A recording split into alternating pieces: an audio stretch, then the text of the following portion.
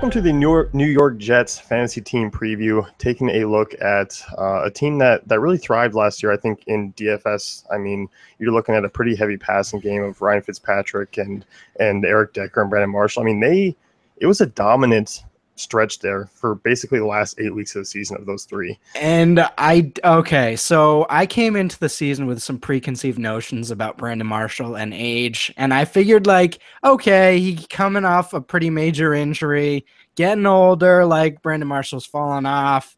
So I was biased against him for at least the first month and a half, which ended up losing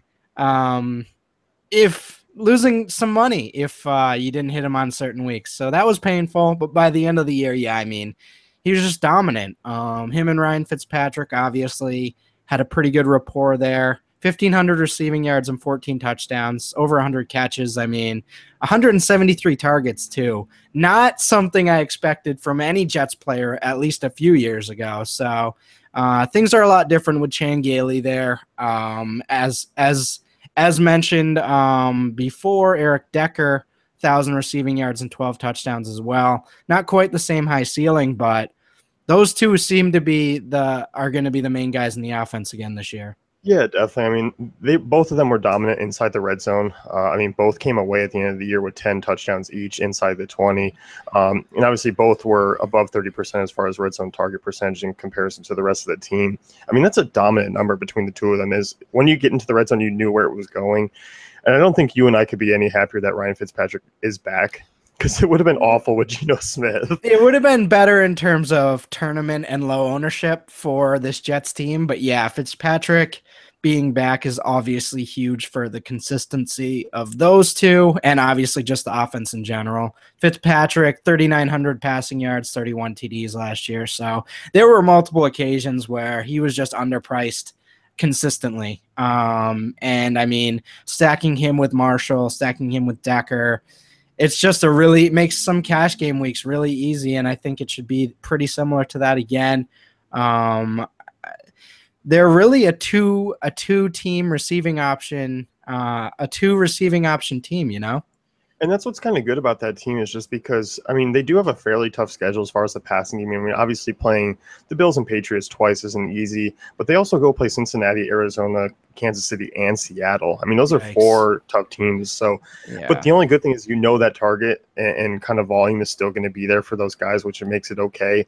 And you kind of hope those weeks that it is a little bit lower ownership because you can catch them in GPPs because, Seattle's secondary scares people away or the Arizona defense scares people away. So, we actually saw last year Seattle and Arizona be teams that were involved in shootouts because they couldn't stop anyone at times. So I'm okay with just using that high usage passing game. And I think it's going to be pretty friendly, as you mentioned, just because it's just basically two guys.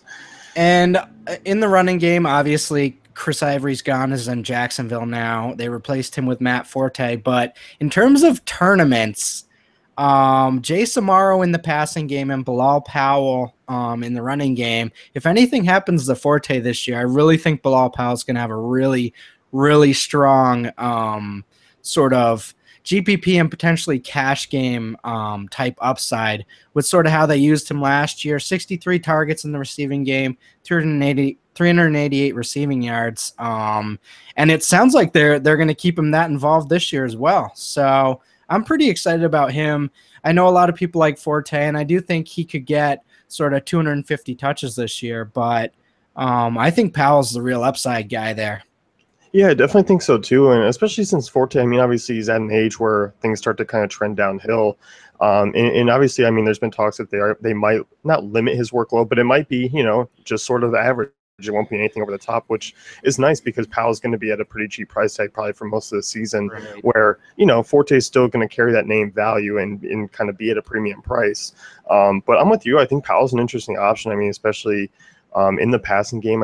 He wasn't bad on the ground either. And with this kind of offensive line that's pretty solid as well. I think he's the more intriguing option at this point. And they sort of have spent a lot of high-end draft picks the past few years on some secondary receiving options, even before they got Marshall and Decker. So they brought in Devin Smith, who just hasn't been able to be healthy. out of Ohio State. He's kind of a deep threat-ish guy.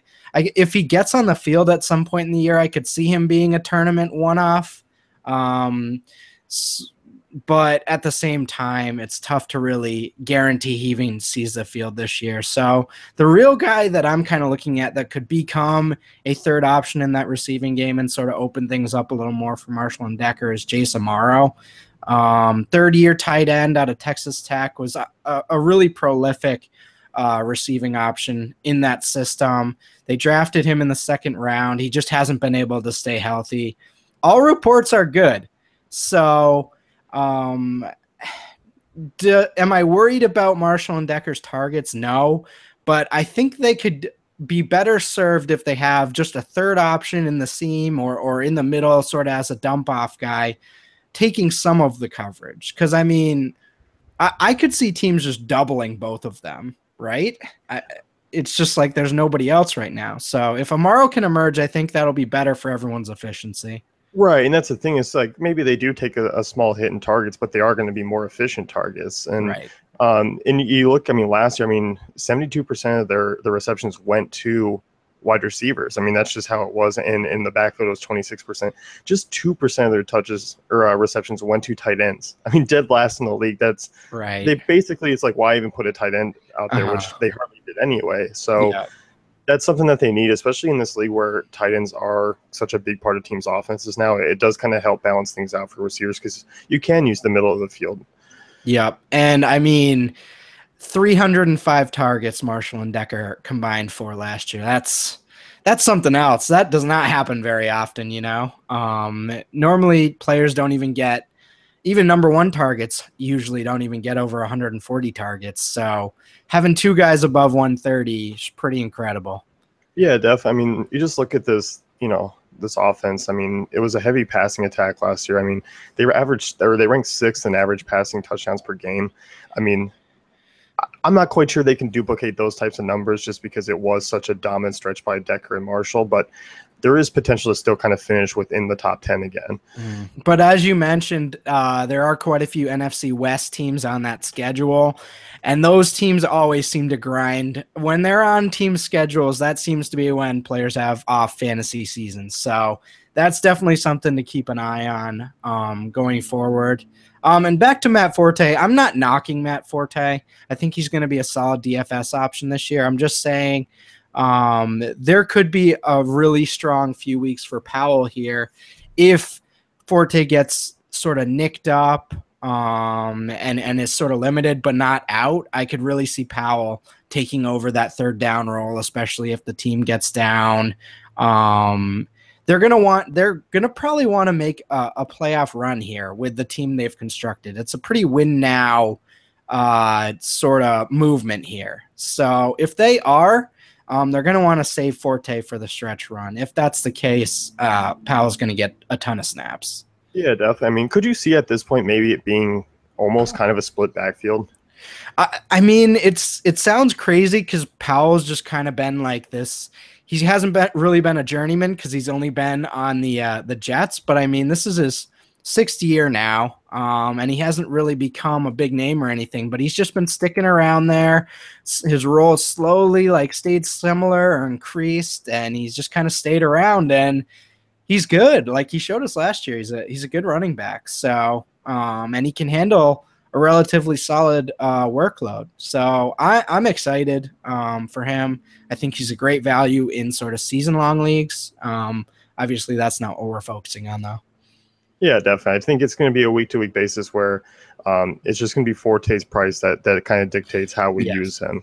Absolutely. And then if Forte does truly go down, Stephen Ridley's kind of there as a goal line guy, maybe steal some carries in there. But beyond that, I mean, this is another pretty straightforward team in the NFC or AFC East. Yeah, definitely. So that's going to wrap up the Jets team preview. Be sure to check out all our other team previews at dailyfantasycafe.com.